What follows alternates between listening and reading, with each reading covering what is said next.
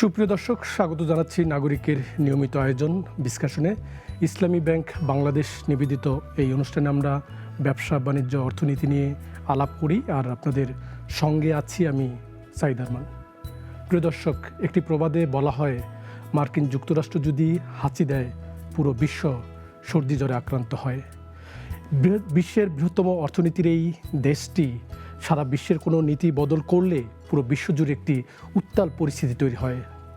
Donald Trump সম্প্রতি শুল্ক নীতির বদল এনেছেন, যা এখন দেশ জুড়ে বিশ্ব জুড়ে আলোচনার কেন্দ্রে। এসব বিষয় নিয়েই আজ আমরা আলাপ করব। আমার অতিথি ইনামুল হক খান বাবলু, তিনি অনন্ত কোম্পানিজের ব্যবস্থাপনা পরিচালক, একই সঙ্গে রপ্তানিমুখী শিল্পের বিজিএমইর সহায়ক কমিটির সদস্য।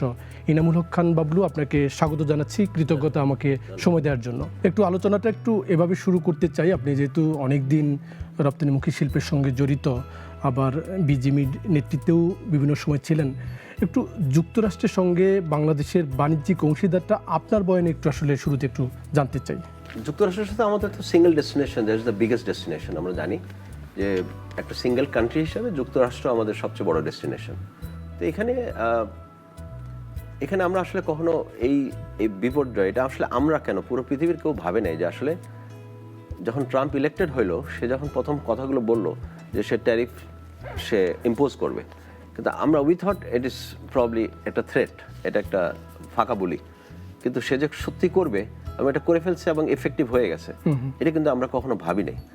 অ্যাটলিস্ট এটা একটা পুরো হোল ওয়ার্ল্ড, শেয়ার মার্কেট থেকে ধরে পুরো ফাইন্যান্সিয়াল ওয়ার্ল্ডটা যে কলাপস করলো, এটা আসলে অনাকাঙ্ক্ষিত। এটা আসলে আমরা, বাংলাদেশ তো নাই, আমরা জাস্ট মাত্র আমাদের জুলাই বিপ্লবের মাধ্যমে আমাদের ডক্টর ইউনূস সাহেব ক্ষমতায় আসছেন, অন্তর্বর্তীকালীন সরকার এখানে আছেন, আমরা তো আমাদের দেশ গুছাচ্ছি, সমস্ত ফাইন্যান্সিয়াল ইন্ডিকেটরসগুলো পজিটিভ দিকে যাচ্ছে। এত সুন্দর একটা জিনিস হচ্ছে, প্রবাসী রেমিটেন্স আসতেছে এবং এটা রেকর্ড পরিমাণ রেমিটেন্স আসতেছে। আমাদের রপ্তানি প্রবৃদ্ধি চমৎকার। ইভেন ইন ইউএসএ আমাদের সম্ভবত 10.41% আমাদের প্রবৃদ্ধি হচ্ছে ইউএসএতে। এই ছিল আমাদের অবস্থা।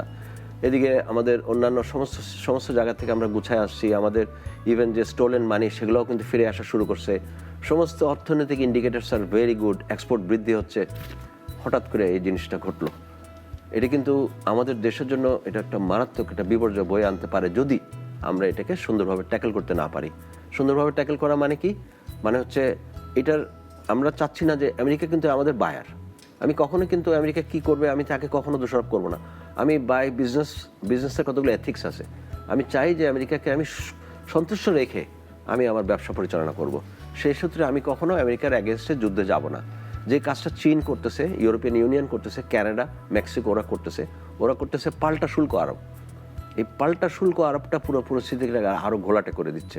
আমেরিকা কি করলো, চীন ছিল 54%, ওদেরকে আরো 50% শুল্ক সে আজ 9th of April অ্যাড হয়ে গেছে অলরেডি। আরো 50% আমাদের ওদের উপরে এই শুল্কটা আরোপ হচ্ছে, 104%। এতে আমি আনন্দিত হব কেন? আমি আনন্দিত হব চীন ক্ষতিগ্রস্ত হচ্ছে এই কারণে? নো, এই পৃথিবী এভাবে চলতে পারে না। এটা আমি আজকে ওকে বসাই দেবো, কালকে একে বসাই দেবো, আমি এই অ্যাডভান্টেজটা নিয়ে নেব, এইভাবে ব্যবসা চলতে পারে না। আমি মনে করি বাংলাদেশের এই একটা ক্রান্তিকাল, আমরা অর্থনীতি গুছায় নিয়ে সামনে যাচ্ছি, আমরা ভেরি ভেরি ডিপ্লোম্যাটিক এবং কৌশলগতভাবে আমাদের এগিয়ে যেতে হবে। আপনিও কিছুটা বলছিলেন যে এটা আসলে একটি একেবারে অনাকাঙ্ক্ষিত একটা সুনামির মতো পুরো বাণিজ্যকে একটি ধাক্কাই দিবে বলা হচ্ছে। আমরা যখন দেখছিলাম যে আমাদের মার্চেও কিন্তু বড় বাণিজ্যে আমাদের রপ্তানিতে বড় একটা প্রসার আমরা দেখেছি, এবং চলতি অর্থ বছরের গত 9 মাসে কিন্তু বড় প্রসার দেখেছি। ঠিক এই সময় আসলে আপনার কি মনে হচ্ছে যে এই যেটা রপ্তানি যেটি বাড়ছিল সেটি যদি যেহেতু আজকে কার্যকর হয়ে গেল, রপ্তানি কমে যাওয়ার কোনো শঙ্কার কথা দেখছেন আপনি? দেখেন, খুব ইন্টারেস্টিং হচ্ছে, ইভেন এই জুলাই টু ডিসেম্বর যে ফিগারটা আছে আমাদের অর্থনৈতিক, তো আমরা একটা 6 মাসের একটা ফিগার সবসময় আমরা স্টাডি করি। জুলাই টু ডিসেম্বর যেটা 2024-25 এই সময় কিন্তু আমাদের অলরেডি $7.32 বিলিয়ন আমেরিকা এক্সপোর্ট হয়ে গেছে। ফ্যান্টাস্টিক, দারুণ। 6 মাসে আমরা এইটা অ্যাচিভ করেছিলাম। এখন এটা ডেফিনেটলি এখন কি হচ্ছে, সমস্ত বায়াররা, আমাদের কাজ করি কারা, বায়ারদের সাথে আমরা কাজ করি, তো বায়ারদের সাথে অলরেডি বায়াররা কিন্তু প্রোডাকশন স্টপ। আমার যে বায়ার, আমার আমেরিকান এক্সপোজার বেশি নাই, আমার প্রায় 17-17.5% এক্সপোজার আমেরিকাতে। বাট বাংলাদেশের এক্সপোজার কত? বাংলাদেশের এক্সপোজার টু ইউএসএ ইজ 19.34 সম্ভবত। রাইট। তো 19.34% এক্সপোজার খুব বেশি না, এমন না যে 40%। আমরা এটা ডেফিনেটলি ধাক্কাটা আমরা সামলাতে পারবো, প্রফেশনালি হ্যান্ডেল করতে হবে আমাদের। বাট বায়াররা কি করেছে? সাময়িক একটা স্টেপ, অল প্রোডাকশন হল্ট, সমস্ত প্রোডাকশন কিন্তু বন্ধ করে দিচ্ছে বায়াররা। এক, দুই হচ্ছে যে পেমেন্ট টার্মস, যেমন আমি একটা বায়ারের কাছে চিঠি পেয়েছি, production stop, number 1। Payment terms 2 সপ্তাহ পরে পেমেন্ট করব। আমাদের সাথে পার্টিসিপেট করতে হবে, ওদের যে লস আমাদের নিতে হবে। এছাড়া আগামীতে প্রোডাকশন কমায় দেওয়া হবে। এই হচ্ছে 4টা মূল, প্রত্যেকটা বায়ারের মূল বক্তব্য। আমার অন্যান্য যে বায়ারগুলো আছে, একটা বায়ার সে এখনো কন্টিনিউ করতে বলেছে, আর বাকি সব বায়ার আমার প্রোডাকশন স্টপ করে দিয়েছে। চলমান ক্রয়াদেশ যদি স্থগিত করা হয় এবং এই মূল্য ছাড়ের কথা যেটি বলছিলেন যে লোকসান, তার যেহেতু শুল্কের কারণে লোকসান হবে, আপনাকে মূল্য ছাড় দিতে হবে, এটি কি বায়াররা তো সবসময় তারা নৈতিকতার কথা বলেন, আপনারা যদি সবসময় বলেন যে আপনার ন্যায্য দাম কখনোই পোশাকের ক্ষেত্রে পান না, এই চলমান ক্রয়াদেশের ক্ষেত্রে মূল্য স্থগিত এবং মূল্য ছাড় এটি কি নৈতিকভাবে বাণিজ্যে চলে কিনা? এটা আমি এই জায়গায় কৌশলগত উত্তর দিতে হবে। আমি কিন্তু বায়ারদেরকে অন প্রিন্সিপাল আমি কিন্তু কখনো বায়ারকে আমি অ্যাকিউজ করব না। আমি মনে করি যে তাদেরও প্রয়োজনীয়তা আছে, তারাও হয়তো আমাদের সহায়তা নেওয়ার দরকার আছে টাইম টু টাইম। আমি যদি তাদের দোষারোপ করি, আমি আমার বায়ারকে দোষারোপ করলে আমি কাকে নিয়ে চলবো? আমি বায়ারকে দোষারোপ করবো না, বাট আমি মনে করি যে তাদেরও টিকে থাকতে হবে। বায়ার যখন টিকে থাকে, বায়ার যখন স্ট্রং হয়, আমরা ভালো ব্যবসা পাই। এই মুহূর্তে আমি মনে করি আমরা যেমন আতঙ্কিত, বায়াররাও কিন্তু আতঙ্কিত।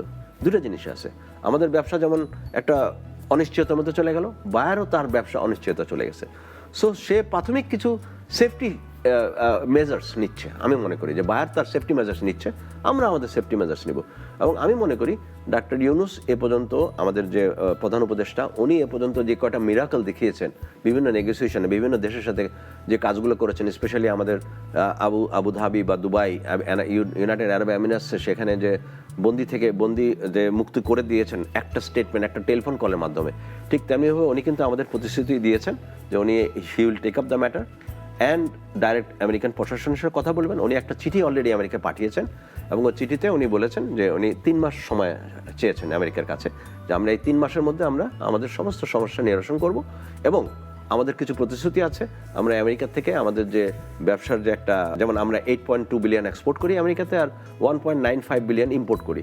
তো এইটা তো একটা অসম, তো অসমটা যতটুকু সমতায় আনা যায় চেষ্টা করা। তো আমাদের ওই চিঠিতে সেই জিনিসটা আছে, যেমন আমরা এলএনজি আমরা বাড়াইয়া দেবো ইম্পোর্ট করা, আমরা বেশি করে গম ইম্পোর্ট করব, আমরা মেশিনারিজ বা স্ক্র্যাপ যেগুলো আমরা নেই সেগুলো, কটন আমরা আমেরিকান কটন ব্যবহার করব আরও বেশি। আমরা তো কটন ইম্পোর্ট করতেই হচ্ছে, তো আমি আমেরিকা থেকে আনবো, তো আমি আমেরিকা থেকে কটন এনে আমি ওই জিনিসটা ঘাটতি পূরণ করার চেষ্টা করব।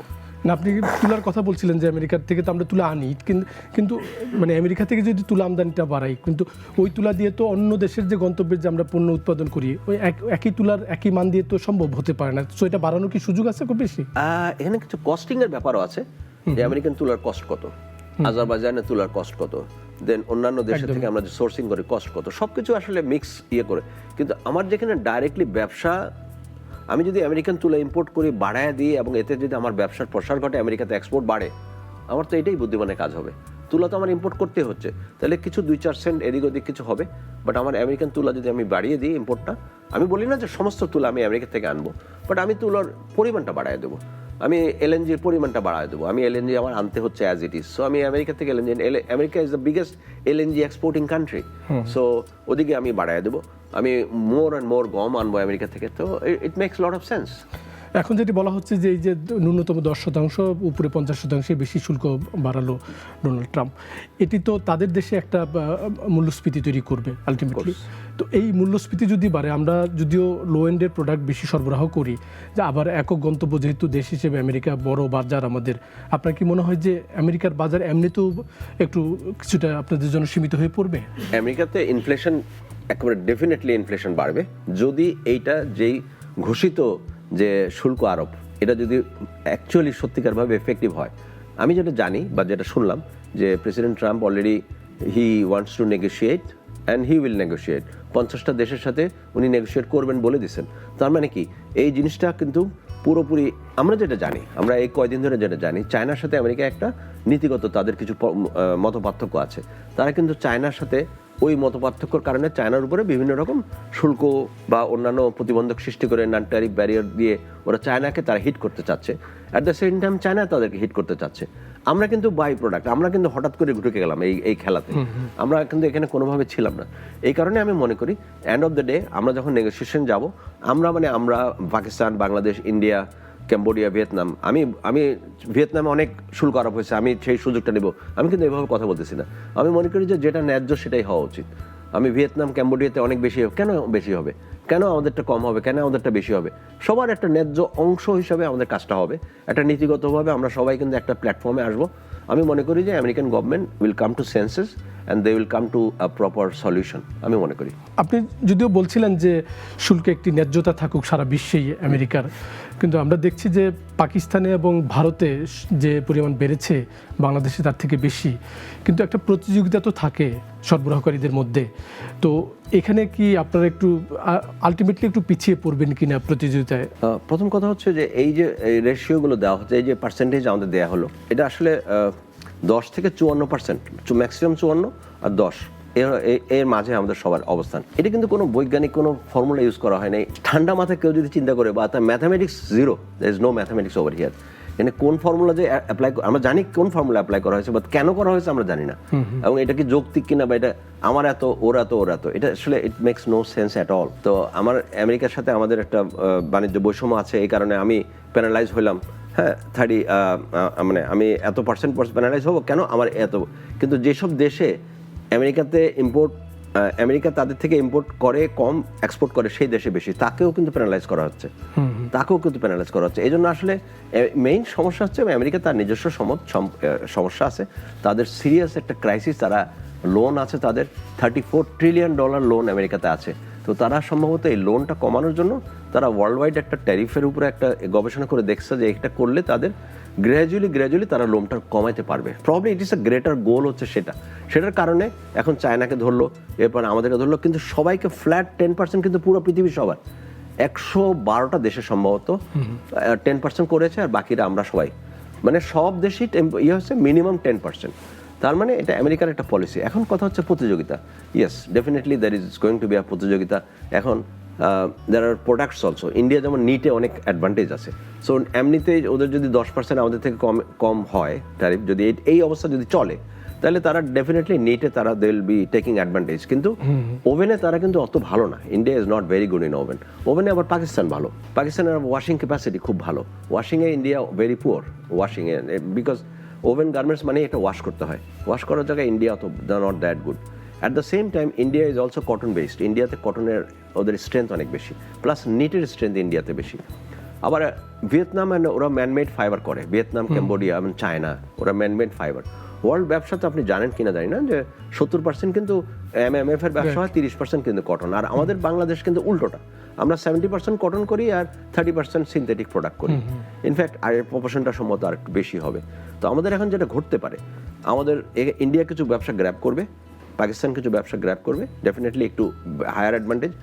একই ফর্মুলাতে আমরা ভিয়েতনামের ব্যবসা পাবো, সেখানে ভিয়েতনামের ম্যানমেড ফাইবার বা সিনথেটিক ব্যবসাটা কিন্তু আমরা পাবো। ওগুলো কিন্তু ভ্যালু অ্যাডেড ব্যবসা, বাংলাদেশ কিন্তু ওটার এক্সপোজার নাই।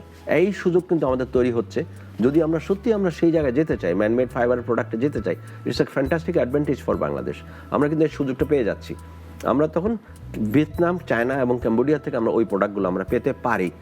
যদি এই ফর্মুলাতে যদি ইন্ডিয়া আমাদের থেকে পেতে পারে, তাহলে আমরা একই ফর্মুলা চায়না, ভিয়েতনাম, ক্যাম্বোডিয়া থেকে পেতে পারি ব্যবসা। সরকার একটা চিঠি দিয়েছে, আপনিও বলছিলেন আলোচনায় 3 মাসের জন্য স্থগিত করতে বলেছে। আপনার কি মনে হয় যে আসলে যে বাণিজ্য যুদ্ধ যেটি শুরু হলো, এই সরকার বলছে যে আমেরিকা থেকে আমদানি বাড়াবে, এটি কি একক দেশ হিসেবে আমেরিকা থেকে মানে এইচএস কোড বাদ দিয়ে কি আমদানি বাড়ানোর কোনো সুযোগ আছে? না, আমদানি তো বাড়াইতে পারবো, কেন পারবো না? আমি তো অ্যাজ ইট ইজ কিন্তু আমি আনতেছি, আমি তো কটন আনতেছি, সো আমি আমেরিকার 5% বেড়ে যাবে। আচ্ছা, LNG আমি আনছি এমনিতেই অন্য দেশ থেকে, কুয়েত, কাতার, এসব জায়গা থেকে আমি আনবো আমেরিকা থেকে। শুধু হবে কি, ওই ফ্রেটটা বেড়ে যাবে, কস্ট অফ ফ্রেট ট্রান্সপোর্টেশনের জন্য, সে কস্ট লিটল বিট বাড়বে। তো তাতেও কিন্তু আমি ব্যবসা যদি অ্যাডভান্টেজ পাই, that cost will not affect us. কিন্তু সরকার একটা কথা বিবেচনা করছে যে কোনোভাবে আমেরিকাকে একটু বাড়তি শুল্ক ছাড় দেওয়া যায় কিনা। একক দেশ হিসেবে কি কোনো দেশকে এরকম সুযোগ দেওয়ার সুযোগ আছে বাণিজ্য আইনে? আমি মনে করি যে জিরো করে দিব, ভিয়েতনামের মতো একদম সারেন্ডার করব, ঠিক সেটা না। আমার মনে হয় ডক্টর ইউনূস আমাদের প্রধান উপদেষ্টা সাহেব মহোদয়, উনি যে প্রপোজালটা দিয়েছেন, ভেরি স্মার্ট প্রপোজাল।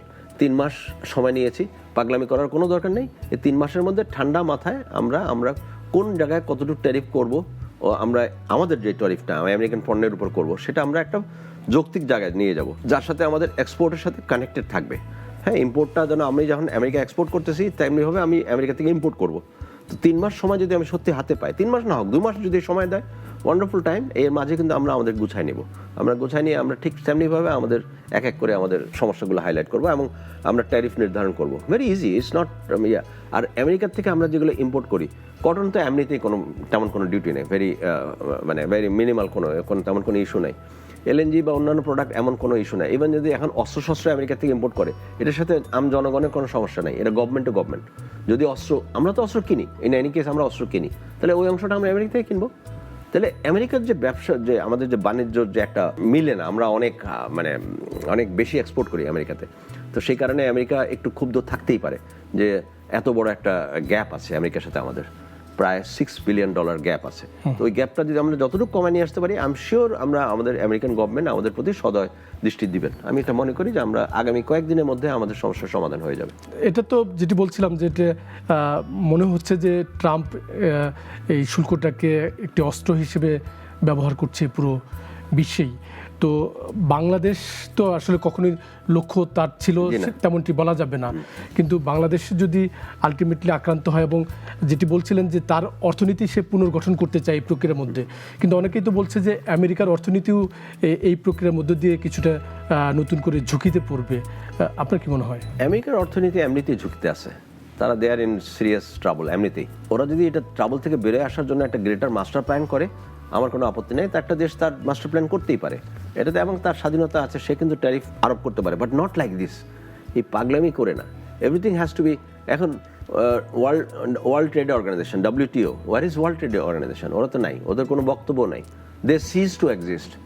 আমেরিকার এই কার্যক্রম দেখে মনে হচ্ছে ওয়ার্ল্ড ট্রেড অর্গানাইজেশন নামে কিছু আছে কিনা আমি জানি না। There is no discussion, there is no statement from World trade Organization. তা কেমন করে হয়? এত বড় একটা পৃথিবীর টার্মোয়েলে চলে গেল, পুরো পৃথিবীর ব্যবসা বাণিজ্য টালমাটাল। শেয়ার বাজারে আমেরিকার থেকে $7 ট্রিলিয়ন চলে গেল আমেরিকাতে। যদিও কিছু আবার রিকভার হয়েছে, লাস্ট ওয়ার্কিং ডেতে কিছু রিকভার হয়েছে আমি যা শুনলাম। তো তারপরেও আমি বলবো যে এত বড় একটা পতন, world trade organisation has nothing to say. তো এগুলো আসলে একটু কনসার্নের ব্যাপার।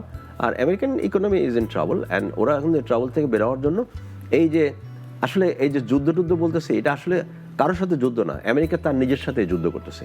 এই যে পুরো পরিকল্পনা, এই যে ট্যারিফ এবং ইত্যাদি যেটা চলতেছে, এটা আমেরিকা তার নিজের যুদ্ধটাই কিন্তু পৃথিবীর সবার উপর দিয়ে চালিয়ে দিল।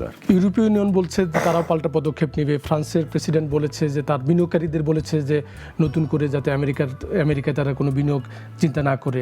তো পরিস্থিতি তো একটু সংকট তো আর বাড়বেই। তাহলে আসলে কি হবে পরিস্থিতি? এটা আসলে হইতে পারে না। তো ওয়ার্ল্ড ট্রেড অর্ডার তো এভাবে হতে পারে না, আমরা এইভাবে তো ব্যবসা চলতে পারে না। আমেরিকার সাথে ইউরোপ যুদ্ধ করলো, কানাডা মেক্সিকো আমেরিকার সাথে যুদ্ধ করলো, চায়না আমেরিকার সাথে যুদ্ধ করতেছে। এটা তো আসলে এভাবে চলতে পারে না। আমি মনে করি যে এখন একটা ঝড় যখন উঠেছে, বালুটা সেটেল করুক। এবং আমি মনে করি যে ডক্টর ইউনূসের চিঠিটা হচ্ছে সবচেয়ে স্মার্ট চিঠি। 3 মাস সময় চেয়েছেন, তার মানে কি এই টালমাটালো পরিস্থিতি হুলস্থুল এখন একটা কিছু না করে, let us come down, take some time, and then decide on things to do, and that will be a better decision. Definitely একটা better decision হবে. Things cool down, we take a better decision. I think that is the way. আমি মনে করি না যে এত খারাপ কোনো কিছু হবে। It will come down to something. Europe যেটা বলছে এটা আপাতত সাময়িক রাগের মাথায় কথা, চায়না যেটা বলছে তেমনি হবে। বাট সবচেয়ে ইন্টারেস্টিং একটা ঘটনা যেটা ঘটলো, চায়না 34% ট্যারিফ ইম্পোজ করছে কাউন্টার, এতে আমেরিকা আবার 50% ইম্পোজ করলো, তাহলে 104% দাঁড়াচ্ছে চায়নার সাথে। এটা একটা ইন্টারেস্টিং টার্ন নিতে পারে। পুরো পৃথিবীর ব্যবসার যে এলোমেলো অবস্থা দেখেছি, আমার মনে হয় এই জায়গাটায় আনসার লাইস। এটা কি আসলেই থাকবে 104? আসলে কি আমরা ওয়ার্ল্ড পারবো? চায়নাবিহীন একটা পৃথিবী চলতে পারে? নো ওয়ে, এটা তো হতে পারে না আসলে। ইভেন ইউরোপ যেটা হচ্ছে ultimately Europe will settle down, কারণ ইউরোপ অ্যান্ড আমেরিকা ওরা স্ট্র্যাটেজিক একটা অ্যালায়েন্স আছে। Canada and Mexico they are border, একদম বর্ডার। তারাও কিন্তু রাগের মাথায় কিছু কথা এলোমেলো হচ্ছে, বাট ঠিক হয়ে যাবে, আমার মনে হয় এটা ঠিক হয়ে যাবে। আসল এটা হচ্ছে চায়না। চায়না এই পৃথিবীতে হচ্ছে production house of the world. তারা যদি বেরোয় যায় বা 104% মানে তারা কিন্তু বেরোয় যাচ্ছে, তো ইট ক্যানট বি ট্রু। 104% তো হতেই পারে না। আর চায়নাবিহীন এই পৃথিবী চলবে আমি এটা মনে করি না। Has to be some solution. আমার মনে হয় এটা আমরা একটা ভালো সলিউশনে আসতে পারবো। আমরা যুক্তরাষ্ট্রের শুল্ক নীতি নিয়ে আলাপ করলাম, কিন্তু একটু বাংলাদেশের প্রসঙ্গে, আপনার ব্যবসা বাণিজ্য প্রসঙ্গে একটু আলাপ করতে চাই। আপনি অনেকদিন রপ্তানিমুখী খাতে বিনিয়োগ করেছেন, একটু বলবেন যে যেহেতু নতুন একটি রাজনৈতিক প্রেক্ষাপটে আমরা আছি, একটু 16 বছর এই গত সরকারের 16 বছরে আপনার ব্যক্তিগত ব্যবসা বাণিজ্য কেমন গেছে একটু যদি বলেন ছোট করে। আমি তো এই ব্যবসায় এন্ট্রি করেছি 1992-তে, দীর্ঘ অনেক দিন হয়ে গেল। এর মাঝে আমার কাছে মনে হয় ব্যবসা পরিস্থিতি আগে একরকম ছিল। আমাদের ব্যবসা কিন্তু আসলে দেশের সাথে কিন্তু ওইভাবে ডাইরেক্টলি কানেক্টেড অতটা না, আছে বাট নট দ্যাট মাচ। আসলে আমাদের কানেকশন হচ্ছে টোটালি ওয়ার্ল্ড ওয়াইড। পুরো পৃথিবী যদি ভালো থাকে আমরা ভালো থাকবো। দেশে যদি বিভিন্ন রকম সমস্যা থাকেও, বা যেমন ওই যখন আমাদের বিভিন্ন আন্দোলন ছিল বা আওয়ামী লীগের লম্বা শাসন, এই সময় বিভিন্ন আন্দোলন সংগ্রাম চলছিল, সেই সময় কিন্তু আমাদের ব্যবসা বাণিজ্য কোথাও এভরিথিং ওয়াজ রানিং স্মুথ। এটাই আমাদের বাংলাদেশে আমরা যে গার্মেন্টস ব্যবসায়ীরা, আমি মনে করি যে আমাদের গার্মেন্ট ব্যবসায়ীরা অত্যন্ত কর্মঠ, অত্যন্ত ব্রিলিয়ান্ট। যত সমস্যা আমরা দেশে থাকুক না কেন, আমরা কিন্তু আমাদের ব্যবসা পূর্ণাঙ্গভাবে চালিয়ে গেছি। সো বাংলাদেশে ইন্টারনাল ব্যবসার কারণে যে 16 বছরের কথা যদি আমরা বলি, আমরা এই আন্দোলন সংগ্রাম যত কিছু থাকুক, আমার মনে করি যে আমরা আমাদের ব্যবসা চালিয়ে যেতে পেরেছি। এবং আমাদের মেইন ছিল যেহেতু আমেরিকা, ওয়ার্ল্ড ওয়াইড, ইউরোপ সব কিছু ভালো ছিল, আমরা করেছি ভালোই, খারাপ না। আপনি কিছু কিছু ফোরামে একটু অল্প করে বলেছেন যে আপনার একটি ফ্যাক্টরি নিয়ে মিরপুরে একটি নেতিবাচক পরিস্থিতির কথা, একটু বলবেন যে আসলে ওই ফ্যাক্টরিটা নিয়ে আপনি বেদখলের কথা বলেছিলেন, কি হয়েছিল আসলে ওই ফ্যাক্টরিটা টিউনিক ফ্যাশনস লিমিটেড নামের ফ্যাক্টরিটা, এটা বন্ধ হয়ে গেছিলো। তো বন্ধ হওয়ার পরে আমরা আমি পুরো স্টোরিটা বলতে গেলে তো লম্বা স্টোরি, বাট যাই হোক, ওই ফ্যাক্টরিটা হাতছাড়া হয়ে গেছে। আমার কাছ থেকে ফ্যাক্টরিটা দখল করে নিয়েছিলেন তখনকার আগের যে সরকারের এমপি। এই মুহূর্তে আমি আসলে ওই ফ্যাক্টরিটা নিয়ে আবার নতুন করে, কারণ এটা ওরা ওই ফ্যাক্টরিটা there is no chance that I'll get it back আর কি। এটা অলরেডি বিক্রি টিক্রি করে, বিল্ডিং বিক্রি টিক্রি করে ওরা সব সরে গেছে। তো আমি এই মুহূর্তে, ওনার নাম ছিলেন এমপি ইব্রাহিম সাহেব ছিলেন, উনি এই ফ্যাক্টরিটা দখল করে নিয়েছিলেন। এবং আমি কিন্তু পারি নাই সে সময়টা, যে আইনের যে কাঠামো ছিল, বা আমি বিজিএমইতে ডাইরেক্টর ছিলাম, দ্যাট ডিডন্ট হেল্প। আমি কিন্তু আমার নিজের ফ্যাক্টরিটাকে প্রোটেক্ট করতে পারি নাই। আমার ফ্যাক্টরিটা কিন্তু দখল হয়ে গেছিলো এবং এটা আমি আর উদ্ধার করতে পারি নাই। তো এই পট পরিবর্তনের পরে আমি ভেবেছিলাম যে আমি এটা নিয়ে মুভ করব। তো আমি ঠিক জানি না কতটুকু পারবো, কারণ তারা সম্পত্তিটা আমাদের বিক্রি করে দিয়ে ওনারা সবাই চলে গেছেন, কেউ নাই এখন দেশে আর। আপনি বলছিলেন আপনি তখন বিজিএমইর পরিচালক ছিলেন, বিজিএমই তো মালিকদেরই সংগঠন, তো সেখানে কি আপনি কোনো সুরক্ষা পান নাই? বিজিএমইর নেতৃত্ব কি আপনার পাশে ছিল না তখন? বিজেপি নেতৃত্ব, ওই সময়টা বিজেপি নেতৃত্ব ডেফিনেটলি আমি হেল্প পাইনি। মানে আপনি এই যে একটা ফ্যাক্টরি দখল হলো, অন্য পক্ষ দখল করে নিল, আপনার আর্থিক ক্ষতি হলো, আপনি কোনো জিডি বা মামলা মোকদ্দমা বা বিজিএমইতে কোনো লিখিত অভিযোগ করেছিলেন তখন? আমি কিছু করতে পারিনি আসলে। আমি মামলা মোকদ্দমা, ইভেন জিডি এন্ট্রি পর্যন্ত আমি করতে পারিনি। আমাকে বলা হয়েছে যদি আমি এটা করি তাহলে আমি মারাত্মকভাবে ক্ষতিগ্রস্ত হব, একদম সরাসরি। তো এইগুলোর পরে আসলে আমি তো আসলে ব্যবসা বাণিজ্য করি, আবার তারও অনেক ব্যবসা আছে। তো এই একটা ব্যবসার জন্য যদি সমস্ত ব্যবসা আমার ক্ষতিগ্রস্ত হয়, তাহলে তো আমি সিরিয়াসলি ইন ট্রাবল। সো আমি আসলে ওইটা করি নাই তখন। বিজিএমই তো মালিকদের পক্ষে থাকার কথা, সেই বিজিএমই মালিকদের পক্ষে নেই। তার মানে বিজিএমির যারা নেতৃত্বে এসছেন বিগত দিনগুলোতে, সেই নেতৃত্ব নিয়ে প্রশ্ন। তো আপনারা তো কর্মসংস্থান করেন, মানুষকে চাকরি দেন, দেশের অর্থনীতিতে অবদান রাখেন, তো আপনাদের এই বিজিএমিতে এই কলঙ্কটা কেন তৈরি হলো? এটা কেন তৈরি হলো এটা তো আমি আসলে, তখনকার পরিস্থিতি ছিল এরকম। তখনকার শাসন, তখনকার যে রাষ্ট্র পরিচালনা যেনারা ছিলেন, তারা ওইভাবেই দেশটা চালিয়েছেন। এবং ওইভাবে যেমন টাকা পয়সা আমরা দেখলাম, লক্ষ লক্ষ কোটি টাকা, কোটি হাজার কোটি, লক্ষ হাজার কোটি বেরোয় গেল দেশ থেকে। এই ছিল তখনকার সংস্কৃতি। আইনের কোনো শাসন তো দেশে ছিল না। তো এটার সরকারের প্রতিফলনটা প্রতিটা অর্গানাইজেশনে ছিল। প্রতিটা অর্গানাইজেশনে কিন্তু ওই ধরনের একটা পরিস্থিতি। টাকা পাচার এবং একটা মানে বেআইনি সমস্ত কর্মকাণ্ড ছিল। সো ওই জায়গাটায় কখনোই আমরা সরকারের কোনো প্রতিনিধি বা সরকারের কোনো এমপি বা কার বিরুদ্ধে যাওয়াটা তখন চিন্তার কল্পনার অতীত ছিল। সো আমার পক্ষে বা তখন বিজিএমইএ এর নেতৃত্ব যা ছিল সেই নেতৃত্ব ডেফিনেটলি আমার পক্ষে আসে নাই। আমি মনে করি যে আমি মারাত্মকভাবে ক্ষতিগ্রস্ত হয়েছি। আমরা দেখেছি যে আসলে বিজেপি নেতৃত্বে কারা আসবে সেটা সরকারের শীর্ষ পর্যায়ের সবুজ সংকেতে সেটি ঠিক হতো। মালিকরা আসলে নিজেদের ভোট দিয়ে একেবারে ভুয়া ভোটের কথা আমরা দেখেছি বিগত নির্বাচনগুলোতে। যেহেতু সামনে একটি নির্বাচন আসছে, আপনি কি প্রত্যাশা করছেন আসলে এবারে ভোটটা কি সুষ্ঠু গ্রহণযোগ্য হবে বলে মনে করছেন? এই পুরো জিনিসটা আবার আমি এই ছাত্র আন্দোলন এবং এই জুলাই যে বিপ্লব, এই বিপ্লবকে ধন্যবাদ জানাচ্ছি। আমি বিজেএমের পার্সপেক্টিভে বলছি যে 15-16 বছর পরে, এখন আমি আপনার কথা ফিরে আসছি, 15-16 বছর পর সত্যি আমরা একটা চমৎকার পরিবেশ আমরা দেখছি, সুন্দর একটা পরিবেশ নির্বাচনের জন্য। এবং এই যে নির্বাচন গত 16 বছর, এই ভুয়া ভোট দিয়ে সমস্ত নির্বাচন হচ্ছে, এটা দিয়ে আমরা আসলে আমাদের নিজেদের একটা সেক্টরকে কলুষিত করেছি। আমরা সেক্টরকে মারাত্মকভাবে কালিমায় লিপ্ত করেছি, কালিমা লেপন করেছি। এটা আসলে হতে পারে না। ভুয়া ভোট, আমাদের ভোট আছে 2500, তার মধ্যে 700 ভোট হচ্ছে ভুয়া। তো এটা হয় কখনো? যেমন এবার আমরা পারফেক্টলি, আমি যেমন সহায়ক কমিটিতে আছি, আমি সমস্ত ওই কর্মকাণ্ডে ছিলাম, আমরা দেখেছি যে 690টা ভোট আমরা এ পর্যন্ত এটা ভুয়া হিসাবে আইডেন্টিফাই হয়েছে। এরকম কোনো ভোট ছিল না, বাট এটা ভোট দেওয়া হয়েছে লাস্ট 3-4টা বোর্ডে ইলেকশনের সময় এই ভোটগুলো দেওয়া হয়েছিল। তো এবার আমরা কিন্তু 690টা ভোট আমরা ক্যান্সেল করে দিয়েছি এবং এটা এখনও রিভিউ এবং চলছে। আমি মনে করি যে কিছু কম বেশি হবে, বাট বড় একটা সংখ্যক ভোট আমরা এবার স্টপ করতে পেরেছি। তো ভুয়া ভোট যদি চলে যায়, আমি মনে করি যে এবারে প্রথম অনেক বছর পরে 2007 থেকে 2009 সালে যে ভোট ছিল তারপরের থেকে আজ পর্যন্ত কোনো ইলেকশন প্রপারলি হয়নি। এই প্রথম একটা প্রপার ইলেকশন হওয়ার সুযোগ আছে। Let us try to take the advantage. আমরা এই ইলেকশনটা, আমি মনে করি কে জিতবে কে হারবে এটা আসলে ইস্যু না। ইস্যু হচ্ছে যে একটা প্রপার ভোট দেওয়ার জন্য মালিক পক্ষ একটা সুযোগ পাচ্ছে। সমস্ত মালিকরা স্বতঃস্ফূর্তভাবে অংশগ্রহণ করবে এবং আমি মনে করি যে চমৎকার একটা পরিবেশ আমরা অপেক্ষা করছি আমাদের সামনে। আপনি বলছিলেন যে 2007-এর পরে আসলে মানে সুষ্ঠু গ্রহণযোগ্য ভোট হয়নি এবং এই লম্বা সময়টা আমরা দেখেছি যে একটি পরিষদ থেকেই আসলে বারবার বিজেপির প্রেসিডেন্ট নির্বাচিত হয়েছে। তার মানে পুরো মেকানিজমটা কি আসলে এইভাবেই তৈরি করা হয় যে যাতে তারা নেতৃত্বে আসতে পারে? ব্যাপারটা কি এরকম ছিল? এটা অবভিয়াসলি যারা এখন বেনিফিশিয়ারি কারা, সাপোজ একটা অনিয়ম হওয়ার পরে পুলিশ যখন তদন্ত করতে যায়, প্রথম কি দেখে যে এই অনিয়ম, এই মার্ডার বা এই চুরি বা এই দুর্ঘটনা, এটার জন্য বেনিফিশিয়ারি কে? তো বেনিফিশিয়ারি হচ্ছে আমাদের প্রতিপক্ষ। ওনারা প্রত্যেকটা ভোট কিভাবে হয়েছে আমরা দেখেছি, এরপরে জিতেছেন ওনারা। তাহলে ওনারা এটার জন্য দায়িত্ব ওনাদেরই নিতে হবে। এখন যদি কেউ বলে যে আমি তো কিছু জানি না, আমি ছিলাম ওই বোর্ডে, তো সেটা তো আসলে হয় না। বিকজ আপনি যখন বেনিফিশিয়ারি হবেন, আপনি যখন এটার সুবিধাভোগী হবেন, তাহলে আপনার তো দায়িত্ব নিতে হবে। আপনি যদি বেনিফিশিয়ারি না হন, আমার বলার কিছু নেই। সো আমি কাউকে দোষারোপ বা পার্টিকুলারলি কারোর নাম উচ্চারণ তো প্রশ্নই আসে না।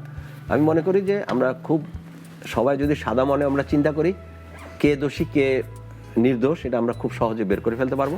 বাট এই দোষী নির্দোষ বের করার কোনো দরকার নেই। আমরা যা হয়েছে আমরা মনে করি যে আমরা নতুন করে বিজেএমকে পুনর্গঠন করব এবং নতুন চমৎকার একটা ইলেকশন হবে।